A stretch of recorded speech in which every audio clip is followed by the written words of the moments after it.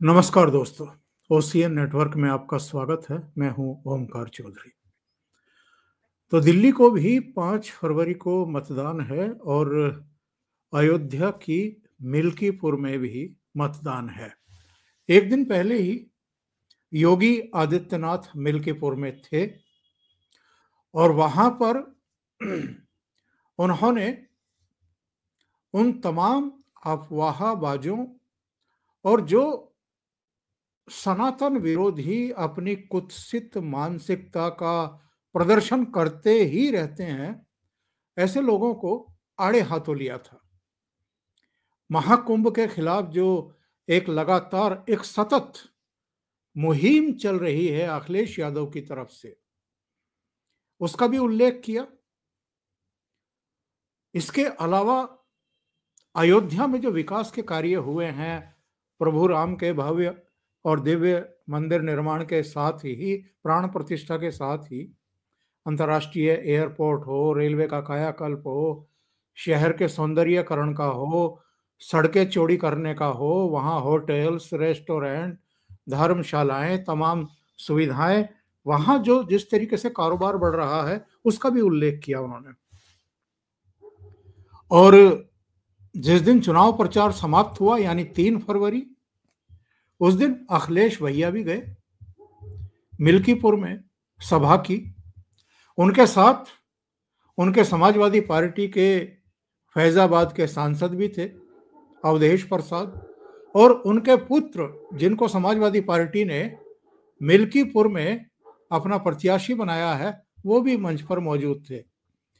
और अखिलेश यादव ने मंच से जिस जिस तरह की बातें की हैं, उनको सुनकर के आश्चर्य भी होता है और कहीं ना कहीं ये भी लगता है कि योगी आदित्यनाथ का जो एक सक्षम नेतृत्व उत्तर प्रदेश को मिला है, वो उससे बुरी तरह चिढ़े हुए हैं। ये ठीक है कि लोकसभा चुनाव में इस बार उनकी पार्टी की 37 सीटें आई हैं। उनके सहयोग से या इन लोगों के दुष्प्रचार की वजह से संविधान खत्म हो जाएगा, आरक्षण छीन लिया जाएगा, हिंदुओं को विभक्त करने में कामयाब हो गए और उनको भी 6 सीटें मिल गई। कुल मिलाकर के 80 में से 43 सीटें इन लोगों को मिल गई। लेकिन उसके बाद उपचुनाव हुए हैं 9 सीटों के। 9 में से 7 भारतीय जनता पार्टी ने वापस जीत ली है। पहले 5 थी उसके पास, 2 इनसे छीन ली और अब मिल्कीपुर में इनकी प्रतिष्ठा दांव पर लगी हुई है। ये सीट इन्हीं के पास थी, अवधेश प्रसाद के पास थी। सांसद बनने के बाद उन्होंने यह सीट खाली की। अब इसका उपचुनाव हो रहा है और जिस तरह की भाषा का इस्तेमाल उन्होंने किया, उससे लग रहा है कि योगी आदित्यनाथ से घबराए हुए भी हैं, चिढ़े हुए भी हैं। सीधे जुड़ते हैं लखनऊ से वीरेंद्र नाथ भट्ट जी के साथ, वरिष्ठ पत्रकार और उत्तर प्रदेश की राजनीति की बहुत ही गहन जानकारी उनके पास है। तो वीरेंद्र जी के साथ जुड़ करके चर्चा को आगे बढ़ाते हैं। वीरेंद्र जी, बहुत स्वागत है। नमस्कार। वीरेंद्र जी, क्या क्या कहा है अखिलेश यादव ने? उन्होंने कहा लोग वस्त्र से नहीं विचार से योगी होते हैं, जो सत्य को छुपाए योगी नहीं हो सकता। सनातन परंपरा को इन्होंने बदनाम करने का काम किया है। कितनों ने स्नान किया है ये तो बता रहे हैं, कितने मरे हैं ये नहीं बता रहे हैं, और कितने तो बिना स्नान किए लौट गए या लौटा दिए गए। और 17 घंटे बाद इन्होंने बताया कि 30 लोग मारे गए हैं, अभी भी सच नहीं बता रहे हैं। और ये भी कि साहब ये तो कह रहे थे कि हमने तो 100 करोड़ लोगों का इंतजाम किया है, ये तो 8-10 करोड़ थे, मौनी अमावस्या के दिन उस व्यवस्था को भी नहीं बना पाए। हुआ क्या है अखिलेश यादव को? देखिए, जो लोग 1 साल पहले तक रामायण जलाते थे, वो आज योगी आदित्यनाथ को ये बता रहे हैं योगी क्या होता है। जो लोग भगवान कृष्ण का उपहास करते थे कि भगवान कृष्ण मेरे सपनों में आते हैं, वो आज योगी आदित्यनाथ को बता रहे हैं सनातन धर्म क्या होता है।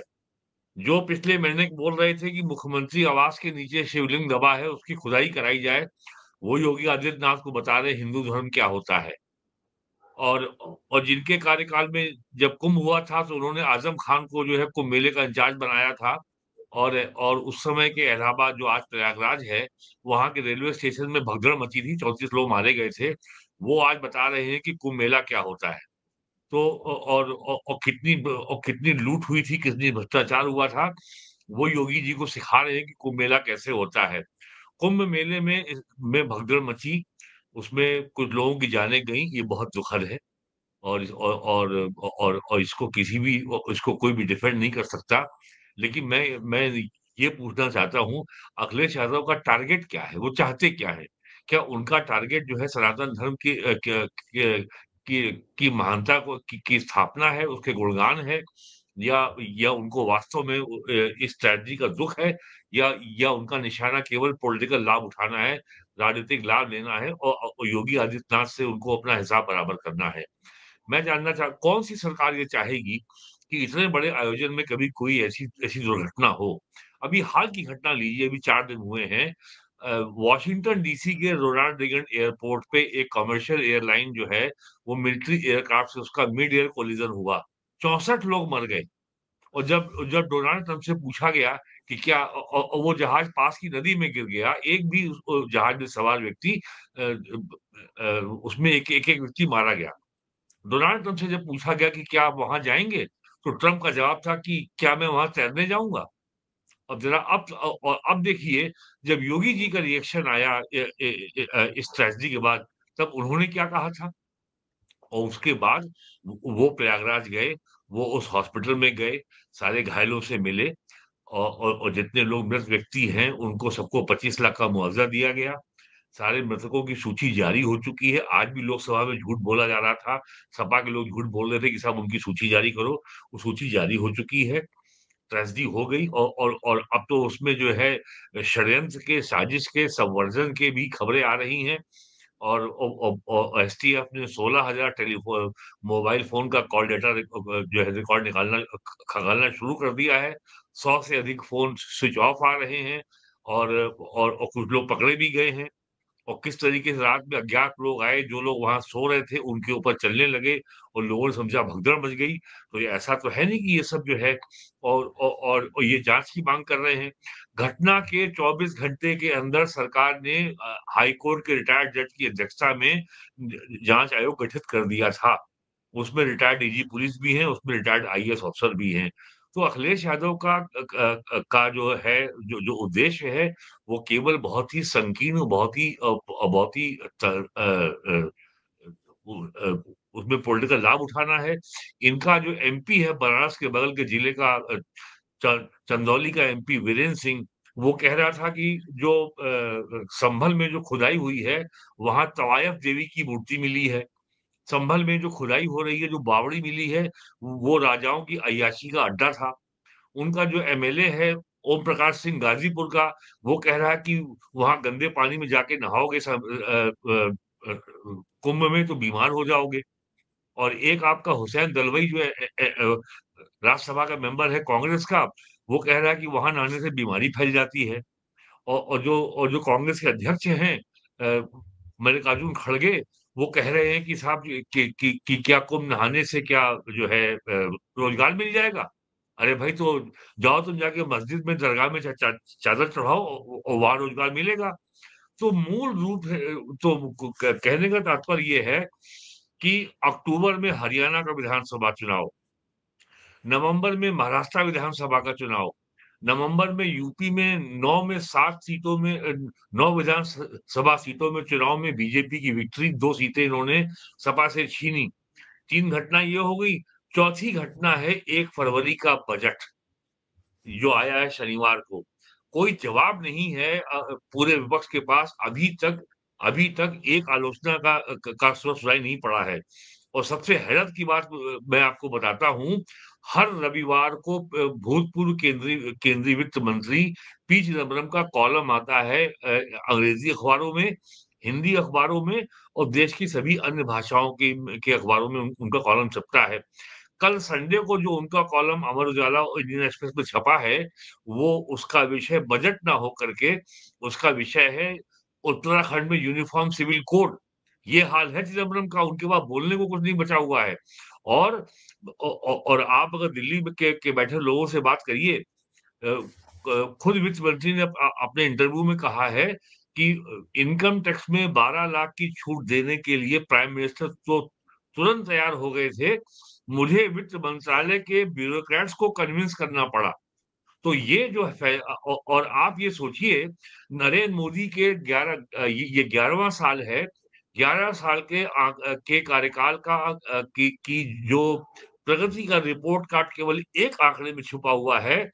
मनमोहन सिंह सरकार के आखिरी बजट 2013-14 तक इनकम टैक्स की छूट 2 लाख थी और 2 लाख से बढ़ के वो 10 साल में 12 लाख हो गई। और ये अगर ये 12 लाख हो गई तो उसका मतलब देश में आय बढ़ी है ना। अगर इनकम बढ़ गई है और अगर छूट नहीं बढ़ रही है, तो इसका मतलब टैक्स का बर्डन अधिक था, अब वो कम हुआ है ना। तो आज इनके पास इसका जवाब नहीं है कि कैसे काउंटर करें। आज आप राहुल गांधी का भाषण लोकसभा में देखिए, मालूम पड़ रहा था कि जैसे कोई चाइना का ब्रांड एम्बेसडर बोल रहा है। वो और वो केवल ये बता रहे थे कि भारत केवल गड्ढे में जा रहा है, भारत कहीं है ही नहीं और अगर कोई है तो महान है। तो केवल चीन है। तो इनकी समस्या केवल ये है कि इनका जो मेल्टडाउन है और अब इनके पास निरंतर कुछ बोलने को है ही नहीं। और आज की और एक इंटरेस्टिंग बात ये है कि आज मिल्कीपुर में चुनाव प्रचार का अंतिम दिन था। अखिलेश यादव आज गए थे और वो पीडीए के बारे में नहीं बोले। जो लगातार वो बोलते हैं पिछड़ा दलित अल्पसंख्यक, आज उनको पीडीए याद नहीं आया। और लोग देख रहे हैं कि बगल की का उनका शहर है अयोध्या। अयोध्या में पिछले 4 सालों में 50,000 करोड़ रुपए इन्वेस्ट हो चुका है और अयोध्या में कम से कम 100 होटल बन रहे हैं। आज अयोध्या में केवल जनवरी के महीने में 1 करोड़ तीर्थयात्री आते हैं। एक व्यक्ति अगर आता है कम से कम भोजन तो करता है ना, ₹250 का। जरा सोचिए अयोध्या की इकोनॉमी में कितना जो है कैपिटल आया होगा। आज अयोध्या का लेबर, आज फैजाबाद जिले का, आज गोंडा, बहराइच, बलरामपुर, श्रावस्ती से जो व्यक्ति कभी लखनऊ आता था रिक्शा चलाने या बैटरी वाला ऑटो चलाने, अब वो अयोध्या जाता है। अब लखनऊ नहीं वीरेंद्र आता जी, है वो। वीरेंद्र जी, इनका एक बयान और भी मुझे याद आ गया। इन्होंने कहा है कि 2027 में हमारी सरकार बनेगी तो हम अयोध्या को अंतरराष्ट्रीय स्तर की सिटी बनाएंगे। ये अभी क्या 2012 नहीं से है क्या? 2017 2012 से 2017 तक जब चीफ मिनिस्टर थे, किसी ने रोका था क्या इनको? जब इनके जमाने में अयोध्या को केवल एक जो है जो उन्होंने उपहार दिया था कि 1992 में भी अयोध्या में दंगा नहीं हुआ था। 1990 में जब कार सेवा हुई थी तब भी दंगा नहीं हुआ था। 1992 में जब जब वो ढांचा ध्वस्त हुआ था तब भी दंगा नहीं हुआ था। इनके कार्यकाल में 2013 में अयोध्या वो जो समय फैजाबाद कहलाता था, वहां के 5 कस्बों में एक साथ दंगा हुआ था, कर्फ्यू लगाया गया था। ये इनकी देन है अयोध्या को। और पूरे अपने 5 साल के कार्यकाल में ये एक बार अयोध्या नहीं गए। जब मुलायम सिंह यादव मुख्यमंत्री थे 2005 जुलाई में और जिहादियों ने और आतंकवादियों ने अयोध्या का जो मेकशिफ्ट मंदिर था उस पे हमला किया था और उसको सीआरपी ने फॉइल कर दिया था। मुलायम सिंह यादव एक बार देखने नहीं गए अयोध्या में हुआ क्या है। तो आज और जो उसमें आतंकवादी पकड़े गए थे, इन्होंने तो अपने मैनिफेस्टो में उनको रिहा करने का वादा किया था। वो कहा था जो जो मासूम और बेकसूर मुस्लिम नौजवान जो जेल में बंद हैं, हम उनको छोड़ेंगे। और उसके पहले 2007 में जो काशी बनारस, लखनऊ, गोरखपुर और फैजाबाद डिस्ट्रिक्ट कोर्ट में जो सीरियल ब्लास्ट हुआ था, उसमें जो आतंकवादी जेल में बंद थे, इन्होंने उनको छोड़ने का भी कोर्ट में एप्लीकेशन फाइल की थी। बल्कि और उसको इलाहाबाद हाई कोर्ट ने रोका कि आप होते कौन हैं इनको रिहा करने वाले या ऐसी एप्लीकेशन कोर्ट में मूव करने वाले। और इसमें सेंट्रल एजेंसी इन्वॉल्व है, सेंट्रल लॉ इन्वॉल्व है। बिना केंद्र सरकार की सहमति के आप इतने खूंखार आतंकवादियों को रिहा नहीं कर सकते। वो आज भी जेल में हैं। ये है तोहफा इनका, ये है घोषणा इनकी, ये है इनकी नीयत अयोध्या के बारे में। तो आज ये किस मुँह से बात करेंगे अयोध्या के बारे में? इनके पास और तो राजनीतिक और नैतिक कोई अधिकार ही नहीं है बोलने का। ये आज अयोध्या में थे, मिल्कीपुर में थे, तो भी भगवान राम की प्रतिमा के दर्शन करने के लिए ये मंदिर नहीं गए। क्यों नहीं जा रहे हैं? ये इनका तर्क है कि जब बुलावा आएगा तब जाएँगे। अरे भाई, क्या कुंभ से आपको बुलावा आया था? हमारे पास तो बुलावा कुंभ से नहीं आया।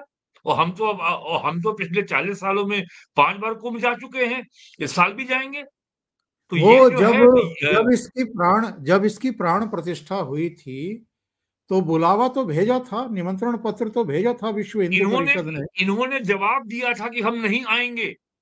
अगर अगर मेरे घर में कोई मंगल कार्य है और मैं अगर आपको निमंत्रण भेज रहा हूँ, तो आपका ये आपका अधिकार है, आप आएँ चाहे ना आएँ। लेकिन आप मुझे चिट्ठी लिख के ये नहीं बताएँगे कि मैं नहीं आऊँगा।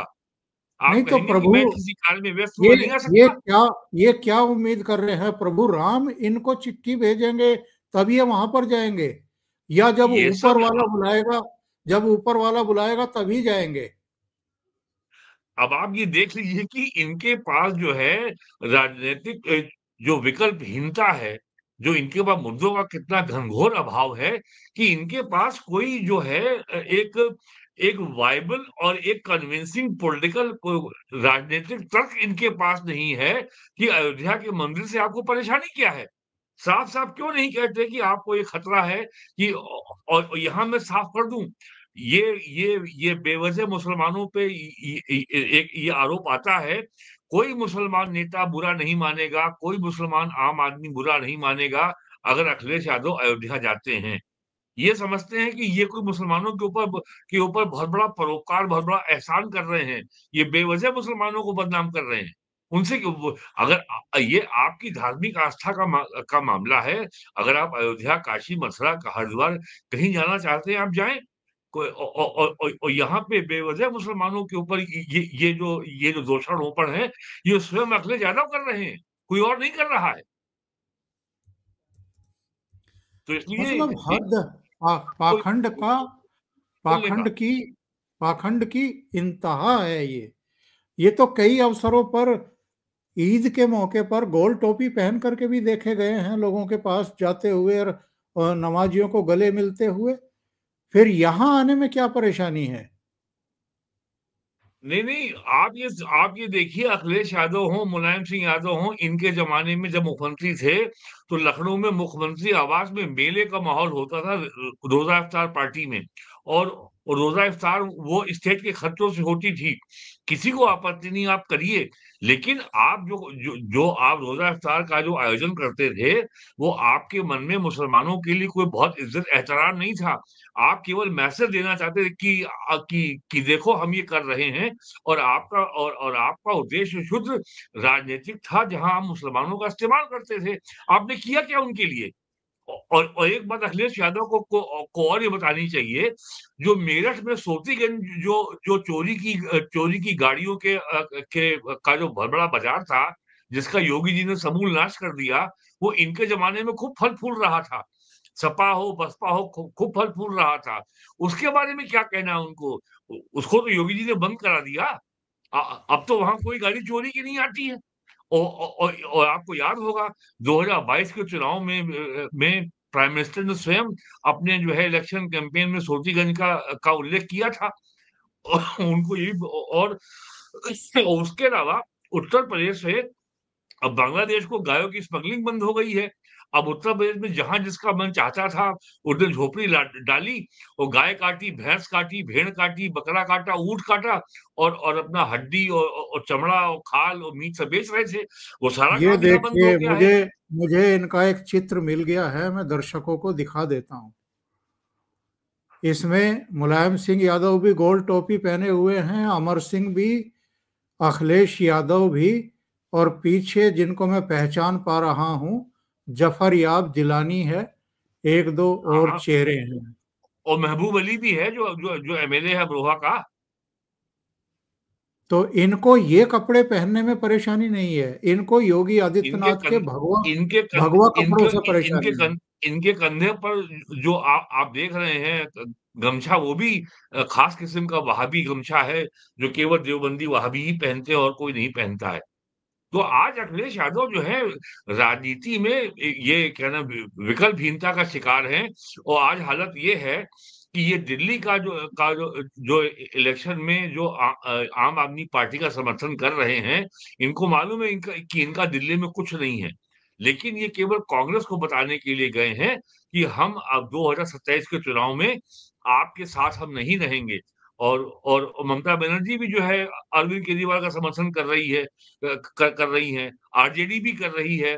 ममता बनर्जी का भी कुछ नहीं है दिल्ली में, आरजेडी का भी कुछ दिल्ली में नहीं है, सपा का भी कुछ दिल्ली में नहीं है। तो ये सारी क्षेत्रीय पार्टियां कांग्रेस को ये बता रही हैं कि इंडिया अलायंस में हम आपकी प्रधानता को स्वीकार नहीं करेंगे।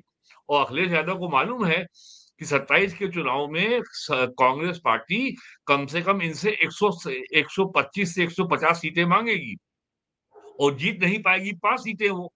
और तो ये इनकी पॉलिटिक्स अभी से ही ये शुरू हो गई है। और दूसरा भ्रम इनको ये है कि हमने 37 सीटें हमने जीती हैं लोकसभा की। अगर 3705 को अगर 5 से आप गुणा कर दें तो समाजवादी पार्टी की विधानसभा में एक समान मेजॉरिटी आ जाती है। यूपी में औसतन एक लोकसभा सीट के अंदर 5 असेंबली सेगमेंट होते हैं।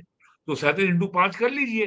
तो वो आंकड़ा बड़ा क्लियर आ जाता है। लेकिन वो ये मानने को तैयार नहीं है कि लोकसभा का चुनाव में जून 2024 में जो आपको 37 सीटें मिल गई, वो एक फ्रीक है, वो एक वन टाइम वंडर है, वो एक असामान्य स्थिति है। वो कोई आपका वो ऐसा नहीं है कि जो है भारतीय जनता पार्टी वर्षों की मेहनत और भारतीय जनता पार्टी का जननायक समाप्त हो गया है और देश की जनता यहाँ पीडीए के रंग में रंग गई है। ऐसा कुछ नहीं हुआ है। और आपको मालूम है कि बीजेपी के अंदर लोकसभा चुनाव में टिकटों के बंटवारे को लेकर के योगी आदित्यनाथ के मुख्यमंत्री पद को रहने को लेकर के अफवाहों का बाजार गर्म था। और बीजेपी ने 400 पार का नारा दिया था। तो लेकिन ये नहीं बताया था कि 400 पार की सीटें आपको क्यों चाहिए। तो उससे इनको ये मौका मिल गया कहने का कि साहब ये 400 पार अगर आएंगे तो संविधान खत्म कर देंगे। तो अच्छा, वो एक बार असामान्य स्थिति हो गई। अब वो दोबारा नहीं होने वाली है। एक बयान इन्होंने और दिया है मिल्कीपुर में, इन्होंने कहा है कि साहब जब से ये अयोध्या में हारे हैं, यानी फैजाबाद में हारे हैं, तब से हाँ, इनको नींद नहीं आ रही है, योगी जी को नींद नहीं आ रही है। और इन्होंने कहा कि साहब मिल्कीपुर में जो चुनाव हो रहा है, ये जनता बनाम सरकार चुनाव हो गया है। देखिए साहब ऐसा है, राजनीति में संवाद के दो तरीके होते हैं, रेटरिक एंड जार्गन, शब्द आडंबर और शब्द जाल। तो ये बयान जो है केवल शब्द आडंबर हैं। और योगी जी को नींद नहीं आ रही है। अगर ये योगी जी की मेडिकल रिपोर्ट है तो इन्हें कैसे मिल गई है? और योगी जी कितने घंटे सोते हैं इसकी जानकारी इन्हें कैसे मिल गई? वो योगी जी वैसे भी 6 घंटा सोते हैं। वो कोई 12 घंटे सोने वाले व्यक्ति तो है नहीं। कल रात में योगी जी ने अपने आवास पर अफसरों के साथ सुबह 3 बजे तक प्रयागराज में कुंभ मेला में बसंत पंचमी के स्नान के कार्यक्रम की समीक्षा स्वयं की है। और आज भी दिन भर उनको उनको जितना समय मिला है, एक-एक मिनट की, एक-एक पल की खबर वो लेते रहे हैं। और आज जो है आंकड़ा 35 करोड़ पहुंच गया है अब तक, जो अब तक कुल तीर्थयात्री वहां पे आए हैं। तो अब एक घटना हो गई, सरकार के लिए उसमें बहुत बड़ा एम्बैरेसमेंट है, लेकिन जो उसमें एसटीएफ जांच कर रही है, मेरा मानना है बहुत जल्दी उसमें चौंकाने वाले परिणाम आपको सामने मिलेंगे। वीरेंद्र जी, इनके पास केवल कुछ ठोस कहने को बचा नहीं इनके पास। कुंदरकी और मीरापुर हारने के बाद, और शीशामऊ तो बहुत कम अंतर से ये जीत पाए थे, तो कुंदरकी और मीरापुर के बाद तो संभल हुआ था। यहां मिल्कीपुर के बाद क्या होने वाला है? रोते हुए दिखाई देंगे या खम ठोंकते हुए दिखाई देंगे? देखिए, बीजेपी जो है मिल्कीपुर में बहुत ही स्ट्रांग पोजीशन में है, और एक बात अखिलेश यादव को एहसास नहीं हो रही है कि कल्याणकारी योजनाओं का जिस तरीके से लाभ लोगों को सीधे पहुंच रहा है, लोगों ने अपनी 3 पीढ़ियों में ऐसा नहीं देखा था कि ₹100 का लाभ पाने के लिए उनको लेखपाल या ग्राम प्रधान के पास नहीं जाना पड़ता। और मैं आपको साफ बता दूं कि जो लोग ये कल्याणकारी योजनाओं का सीधा असर जो हो रहा है, पहला, ये अब गांवों से शहरों की ओर पलायन को रोक रहा है। जब गाँव में सारी सुविधा आपको मिल रही है, आपको जो है आपको निःशुल्क गेहूँ-चावल मिल रहा है, आपको आवास मिल गया है, शौचालय है, बिजली है, गैस कनेक्शन है, आयुष्मान भारत में आपको हेल्थ इंश्योरेंस मिल गया है, पीएम किसान सम्मान योजना में आपको साल में 6,000 रुपए मिल रहे हैं, प्लस जो है सोलर एनर्जी की स्कीम है, ओल्ड एज पेंशन है, तमाम योजनाओं का लाभ आपको गाँव में रह के मिल रहा है। तो अब आप कोई आदमी दिल्ली, बम्बई, लखनऊ क्यों आएगा?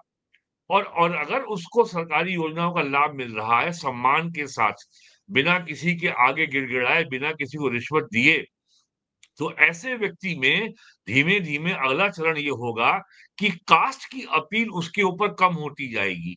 वो देखेगा कि सरकार उसके लिए सरकार कौन उसके लिए काम कर रही है।